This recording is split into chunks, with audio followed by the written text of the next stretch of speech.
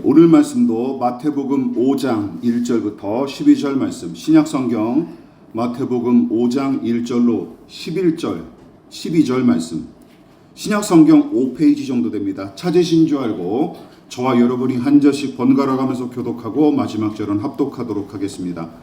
이번 주는 우리 교우 여러분들이 먼저 봉독하시겠습니다. 자, 시작.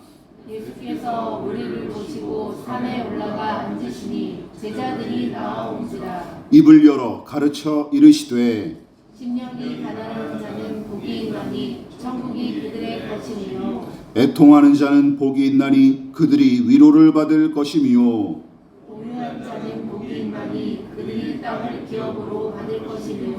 의에 줄이고 목마른 자는 복이 있나니 그들이 배부를 것이며 긍휼히 여기는 자는 복이 있나니 그들이 긍휼히 여김을 받을 것이며. 마음이 청결한 자는 복이 있나니 그들이 하나님을 볼 것이며 화평하게 하는 자는 복이 있나니 그들이 하나님의 아들이라 일컬음을 받을 것이며.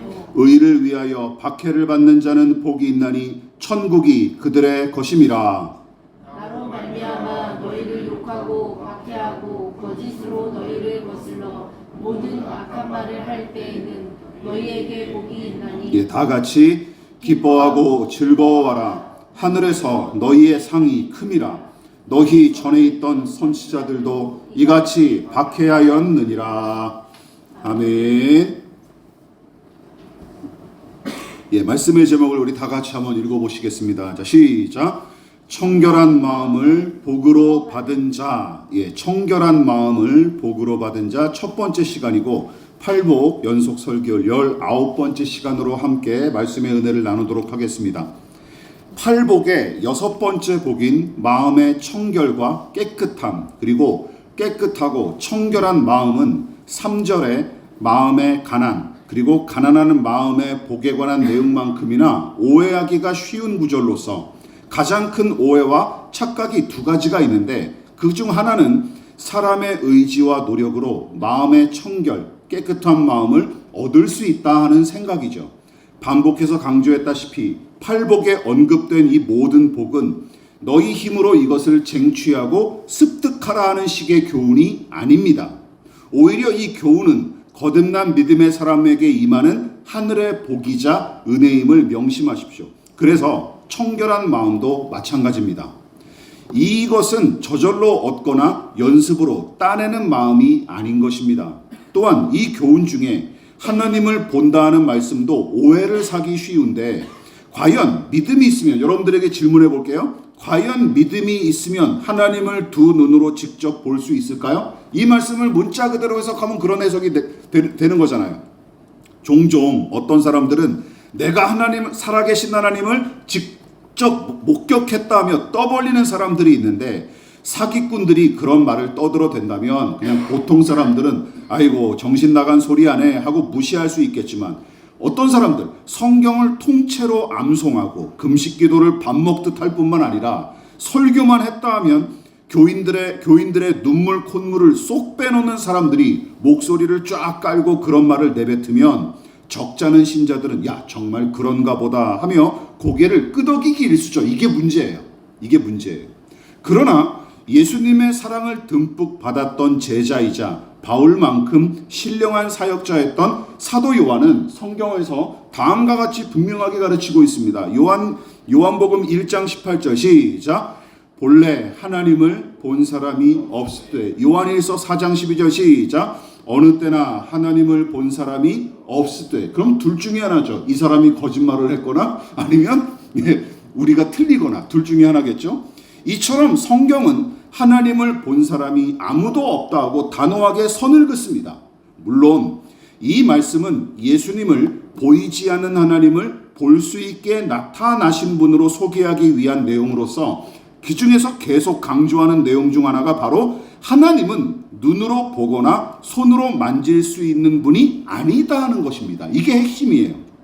왜냐하면 성경은 하나님의 본질을 바람이나 호흡을 가리킬 때 사용하는 단어인 영으로 설명하기 때문입니다. 히라버로는 푸뉴마, 히브리어로는 루하흐라는 것이죠.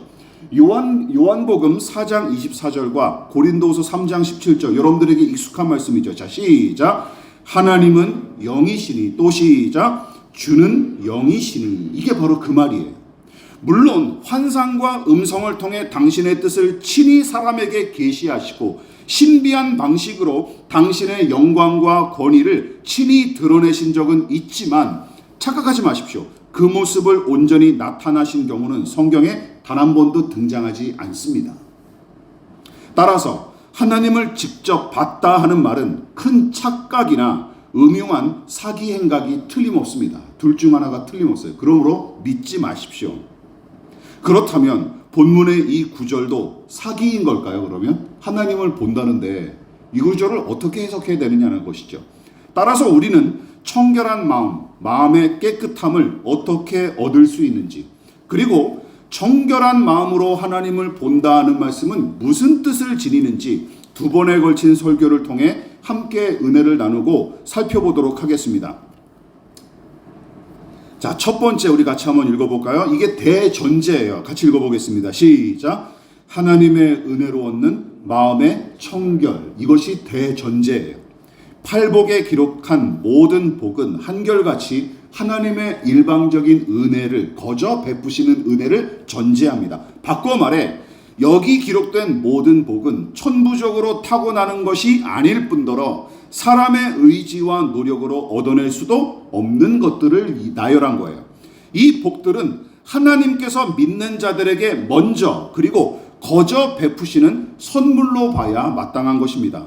즉 때를 쓴다고 얻어낼 수 없고 천금을 지불하고 살 수 있는 것도 아니라는 것입니다. 오로지 믿음과 성령으로 거듭난 사람에게 거저 베풀어 주시는 하늘의 선물이 바로 이 8가지 복이에요. 그렇다면 하나님께서 거듭난 믿음의 사람에게 청결한 마음, 깨끗한 마음을 복으로 베푸시는 까닭은 무엇일까요? 그리고 우리 같은 믿음의 사람은 무슨 이유로 이 청결한 마음을 얻어야 하는 것일까요?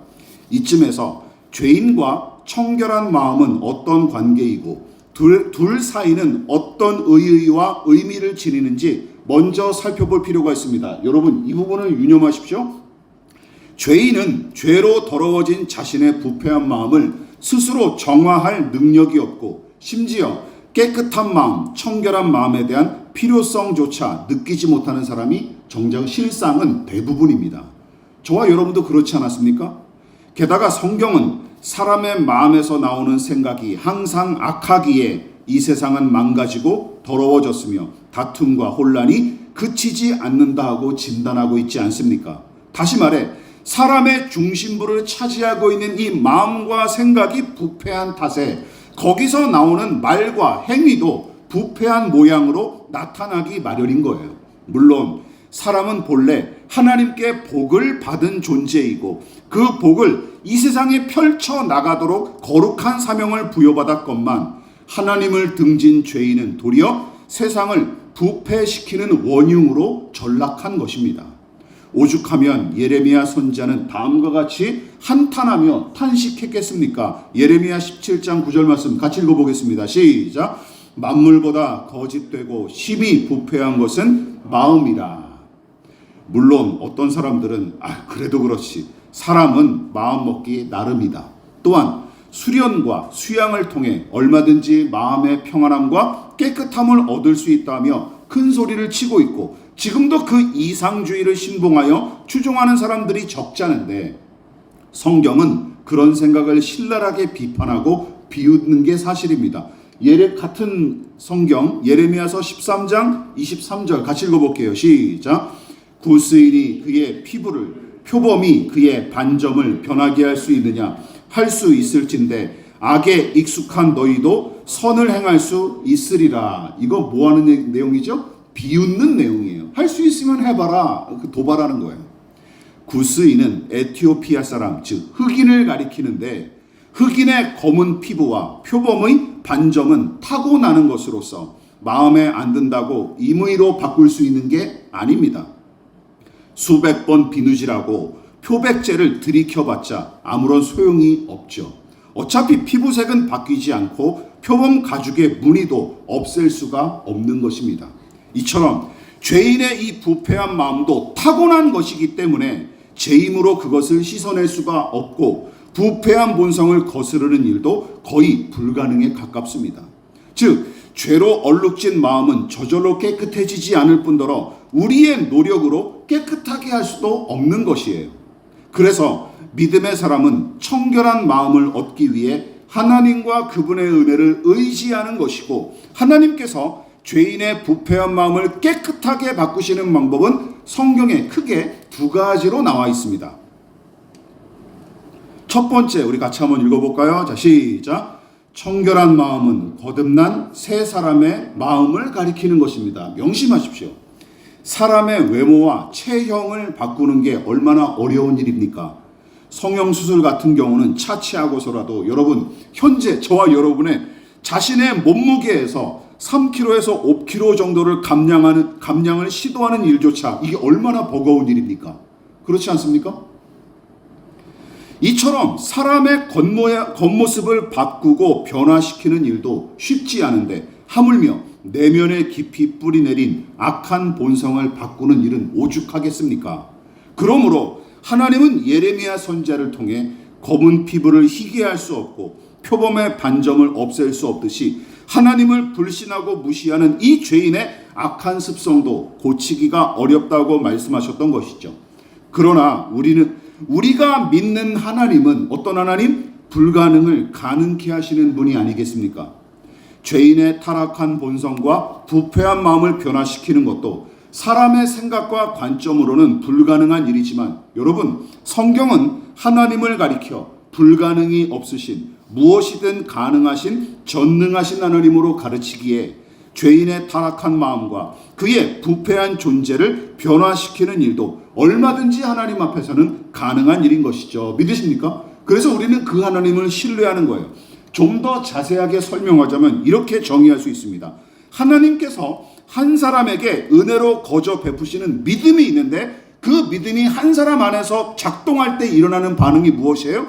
예수님을 구세주와 하나님으로 신뢰하고 사랑하게끔 그의 중심과 내면은 물론이고 생각과 의지를 변화시키는 것입니다. 믿음이 바로 우리 안에서 그런 작용을 일으키는 거예요.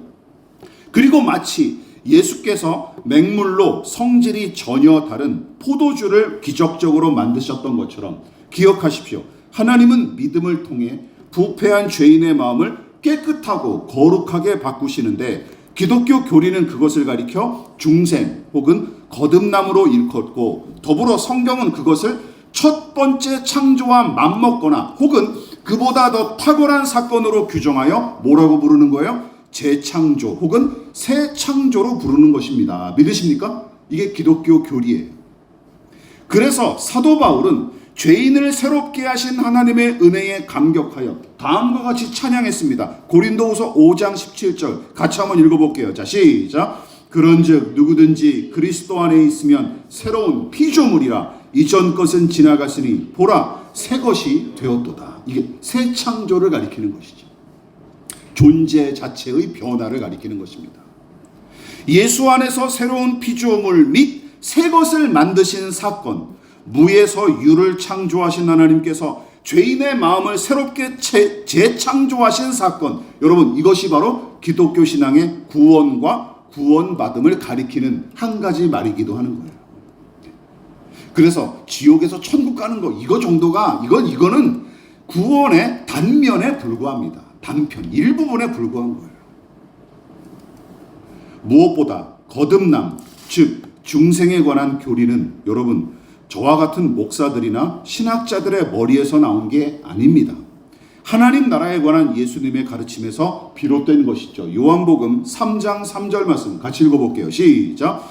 예수께서 대답하여 이르시되 진실로 진실로 내게 이르노니 사람이 거듭나지 아니하면 하나님의 나라를 볼 수 없느니라. 여러분, 이 구절은 어떻게 긍정문으로 바꿔보십시오. 어떻게 됩니까? 거듭난 사람만이 하나님 나라를 볼 수 있다라는 긍정문으로 바꿀 수 있습니다. 그리고 그 하나님 나라는 어떤 나라를 가리키죠? 하나님의 통치가 완전하게 펼쳐지는 곳, 그리고 하나님의 영광이 완연하게 나타나고 그분의 얼굴을 영원히 마주하는 곳을 가리키는 것입니다. 그뿐만이 아니죠. 더 나아가 이 말씀은 거듭난 사람은 하나님과 그 나라를 본다 하는 뜻으로도 해석이 가능하기 때문에 여러분, 팔복의 6번째 복인 청결한 마음은 어떤 마음으로 바꿔서도 무방할까요? 거듭난 마음으로 바꿔서도 무방한 거예요. 믿으십니까? 거듭난 믿음의 마음을 바로 예수님은 청결한 마음으로 규정하신 거예요. 그러므로 하늘로 일컫는 그 세계에 이미 세워진 하나님 나라, 그리고 이 세상과 역사 속에 하늘의 미랄처럼 임했던 하나님 나라를 볼 수 있는 눈은 오직 거듭난 새 사람에게 허락하신 청결한 마음을 통해서만 얻을 수 있는 것입니다. 이 부분에 대해서는 다음 시간에 좀 더 상세하게 다뤄보도록 하겠습니다. 자, 이처럼 청결한 마음은 하나님께서 거듭난 새 사람에게 베풀어 주시는 새 마음, 그리고 새롭게 변화한 마음임을 명심하십시오. 그러나 이게 끝이 아닙니다. 성경은 청결한 마음, 마음의 깨끗함을 얻는 또 다른 방법과 함께 그 말에 담긴 의미를 다음과 같이 가르치고 있습니다. 자, 두 번째 같이 한번 읽어볼게요. 자, 시작. 청결한 마음은 예수의 피로 죄를 씻은 마음을 가리키는 것입니다. 첫 번째가 새롭게 창조된 마음이라면 이 마음은 예수님의 공로로 죄를 씻은 마음을 가리킨다는 것이죠. 신구약 성경은 마음의 부패와 망가짐의 원흉을 죄로 지적합니다. 그래서 예로부터 이스라엘 백성은 율법의 명령에 따라 자신의 불신앙과 불순종을 회개하고 용서받기 위해 소와 양 같은 짐승을 제물로 삼아 피를 흘리고 그 고기를 태워버림으로써 하나님께 제사를 드렸죠. 자, 이처럼 인간의 죄와 허물을 그 짐승에게 떠넘겨서 죄값을 대신 치르도록 조치하는 제도가 바로 제사 제도의 기본 원리이자, 기억하십시오, 제물을 바치는 궁극적 목적인 것입니다. 그러니까 모세가 시내산에 올라가서 받은 것은 십계명을 비롯한 율법의 명령만이 아니에요. 유념하십시오. 뭐뭐하라, 뭐뭐하지 마라 하는 율법의 명령만큼이나 중요한 것이 무엇이냐? 바로 하나님께 제사하는 천막인 성막 건축 방법에 관한 내용과 함께 그 성막에서 하나님과 만나기 위해 시행하는 제사법이 중요합니다. 다시 말해 이렇게 규정할 수 있어요.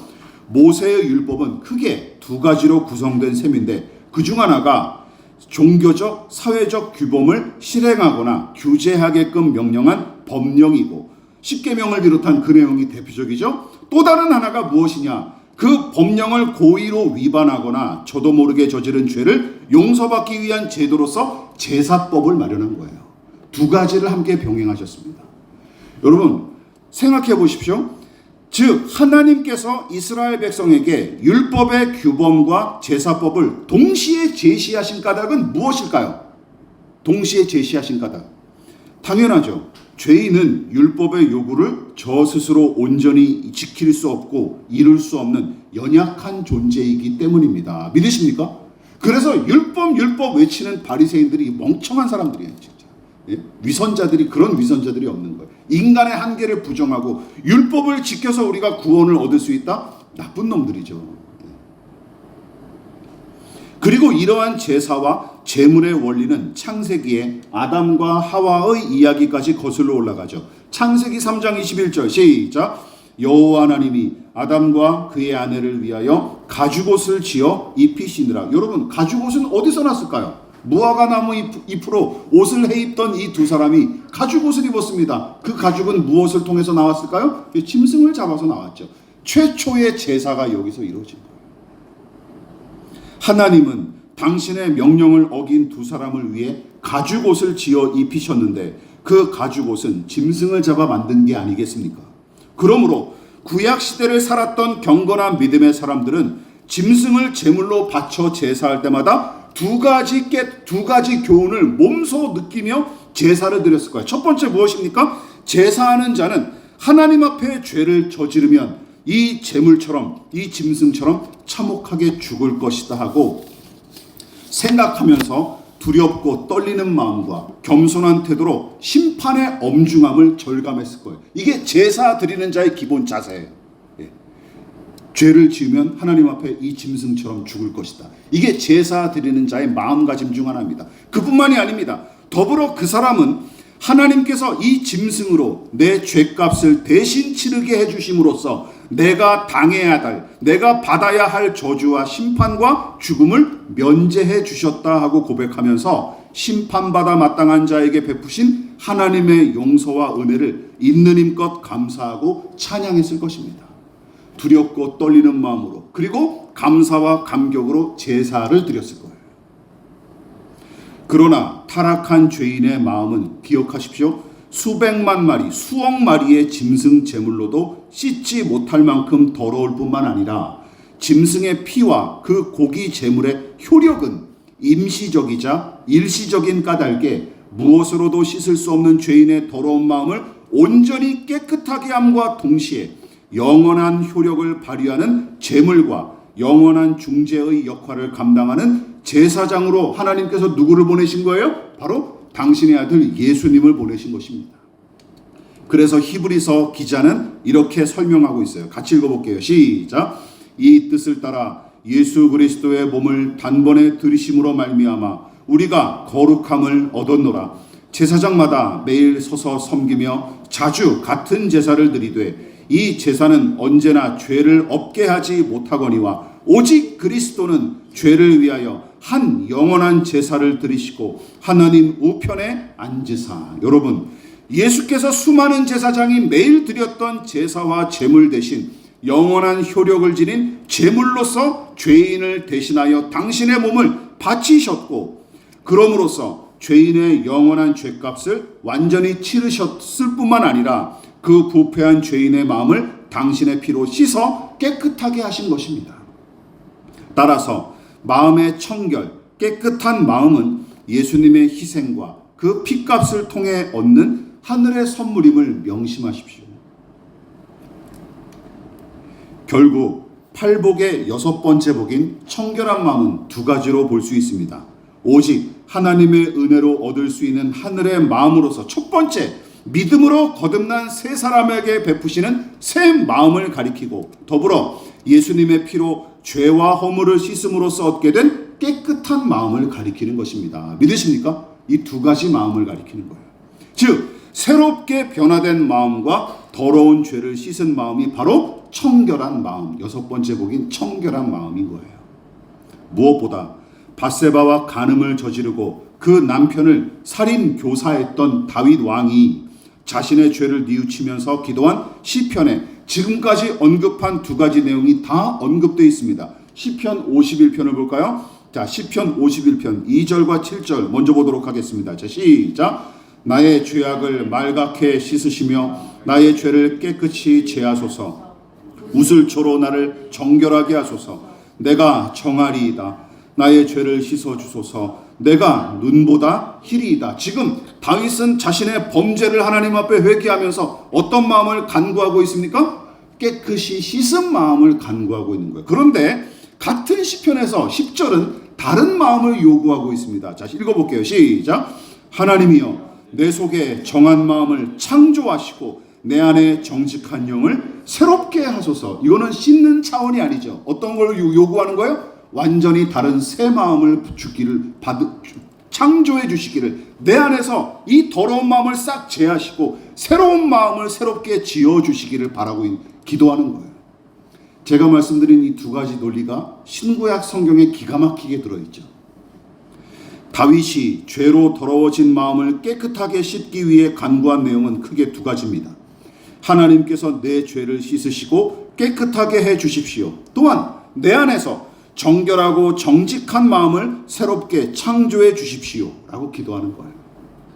그러니까 다윗은 이미 그 당시에도 옛날 고대에도 스스로 죄의 문제를 해결할 수 없는 죄인의 한계를 절감함과 동시에 청결한 마음을 얻기 위해 필요한 것은 오직 더러운 마음을 씻으시고 정결한 마음을 창조하시는 하나님의 은혜뿐임을 다윗은 이미 그 전에 확신했던 것입니다. 그래서 다윗을 그렇게 사람들이 칭송하는 거예요. 물론 죄의 즐거움에 사로잡혀 있을 때는 더러운 마음으로 불의를 저질렀어도 다윗은 그렇게 생각했습니다. 아무런 문제가 없구만. 행복하구만 하고 생각했겠지만 문제는 무엇입니까? 죄로 더러워진 마음으로 하나님과 교제할 수 없었고 그 단절된 상태가 쌓이면 쌓여갈수록 구원의 감격과 은혜 안에 누렸던 즐거움은 썰물처럼 사라졌던 탓에 이제는 불신자와 별반 다르지 않은 상태로 전락할 수밖에 없었고 더러운 죄에 길들여진 그 부패한 마음은 더 큰 악을 저지르는 지경까지 다윗을 계속 내몰았기에 간음죄에서 그치지 않고 살인 교사로 더 나아갔던 것입니다. 이게 죄의 무서움이에요. 이게 죄의 무서움이에요. 그러나 천만 다행스럽게도 하나님을 향한 믿음이 그 안에 아직 살아 있었고 나단 선지자를 통해 경고하시는 하나님의 말씀이 그의 겨자씨 같은 믿음을 일깨워 줬던 까닭에 혐오스럽고 더러운 자신의 마음을 씻어주시고 새 마음을 주십사 기도할 수 있었던 것입니다. 그리고 하나님은 그 기도에 응답해 주시고 용서해 주셨죠. 혹시 탐욕에 사로잡힌 더러운 마음으로 서슴없이 불의를 저지르는 사람이 있습니까? 여러분, 그 사람은 하나님과 아무런 상관없이 살아가는 불신자이거나 혹은 거듭난 신자일지라도 밧세바와 간음했던 다윗처럼 죄의 더러움에 마음이 잠식되어 구원의 즐거움을 상실하고 더 나아가 하나님의 영광을 볼 수 없게 된 그 비참한 상태로 전락한 사람임이 틀림없습니다. 그래서 교회 안에도 그런 사람들이 부지기수로 존재하는 거예요. 그러므로 청결한 마음, 깨끗한 마음을 얻지 못하면 하나님의 영광과 그 일하심을 알아채지 못할 뿐더러 그 신령한 은혜를 맛보고 체험하는 일은 전혀 기대할 수가 없는 것입니다. 만일 우리가 예수님을 구세주와 하나님으로 믿고 따르는 사람이라면 하나님께서 죄로 물든 우리의 더러운 마음을 예수의 피로 이미 깨끗하게 씻어주셨고 더불어 우리의 낡은 마음과 옛 마음을 폐기하여 새 마음을 창조하신 사실을 신뢰하십시오. 우리가 믿음에 있다면 이미 그 은혜를 받았다라는 사실을 염두에 두시기 바랍니다. 그리고 그 사실을 확신한다면 기꺼이 감사하고 얼마든지 찬양하시고 또한 마음껏 감격하시기를 부탁을 드리겠습니다. 이미 우리가 그 마음을 소유했다면 찬양하고 감사해야 마땅한 것이죠. 말씀을 마무리하도록 하겠습니다. 보잘것없는 우리 같은 죄인의 더러운 마음을 씻으시기 위해 여러분, 삼위일체 하나님께서 어떤 대가와 희생을 치르셨는지 한번 생각해 보시기 바랍니다. 먼저 우리의 부정한 옛 마음을 새 마음으로 바꾸시기 위해 온 우주를 창조하실 때 쏟아부으셨던 수고와 열심 이상으로 새 창조의 일을 기꺼이 감행하신 아버지 하나님을 생각해 보시기 바랍니다. 여러분, 죄인의 마음을 새 마음으로 바꾸는 일은 세상을 창조하는 일과 맞먹는 일인 거예요. 믿으십니까? 그 사실을 기억하십시오. 또한 우리의 더러운 마음을 씻어주시기 위해 십자가에 몸버려 피 흘려 돌아가신 예수님을 생각해 보시기 바랍니다. 그리고 작은 고을 베들레헴과 짐승의 구유보다 더 보잘것없고 더러운 우리의 마음에 기꺼이 함께하여 동행하시고 우리를 지금도 가르치시고 위로하시는 성령 하나님을 생각해 보시기 바랍니다. 그래서 신약 성경의 저자들은 죄인의 더러움을 씻으시고 그 마음을 새롭게 하신 하나님의 은혜를 항상 감사하며 찬양했던 사람들이에요. 디도서 3장을 보십시오. 같이 읽어보겠습니다. 시작. 우리를 구원하시되 우리가 행한 바 의로운 행위로 말미암지 아니하고 오직 그의 긍휼하심을 따라 중생의 씻음과 성령의 새롭게 하심으로 하셨나니. 여기도 두 가지가 나타나죠. 씻음과 새롭게 하심. 재창조, 새 창조의 일이 여기도 두 가지로 나타나 있습니다. 이것보다 더 큰 은혜와 선물이 어디 있겠습니까? 이것보다 더 큰 은혜와 선물은 없는 거예요. 그래서 믿음의 사람들은 세상 어떤 즐거움보다 하나님께서 새롭게 창조하신 청결한 마음과 함께 예수의 피로 씻은 깨끗한 마음을 그 어떤 것보다 갈망하고 즐거워하고 사모했던 사람들입니다. 왜냐하면 정결하게 된 새 마음만이 하나님과 그분의 은혜를 제대로 바라보고 누릴 수 있는 마음이기 때문이죠.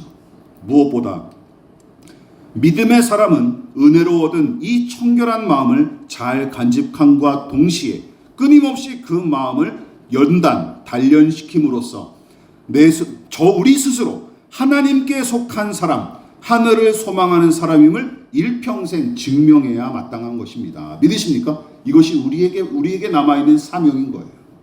세상과는 별다른, 세상 사람들과는 뭔가 조금 다른 사람, 무언가 다른 것을 추구하는 사람, 최소한 그리스도인은 이런 평가를 받아야 되는 인생인 거예요.